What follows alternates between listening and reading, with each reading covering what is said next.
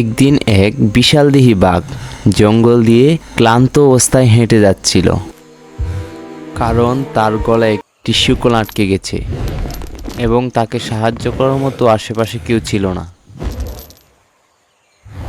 তখনই একটি বক এসে তার পাশে বসলো, আর বকটি বলল। কি হয়েছে তোমার বাঘ ভাই? বাঘটি কাঁদতে কাঁদতে বলল, আমার গলায় হাড় আটকে গেছে, তুমি কি আমাকে সাহায্য করবে? তখনই বকটি তার ঠোঁট দিয়ে শিকলটি কাটতে শুরু করলো, আর বাঘটি খুবই কষ্ট পাচ্ছিল।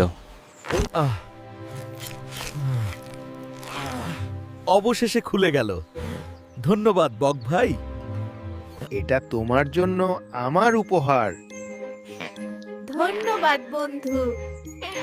তখন থেকে বক আর বাঘ অনেক ভালো বন্ধু হয়ে গেল।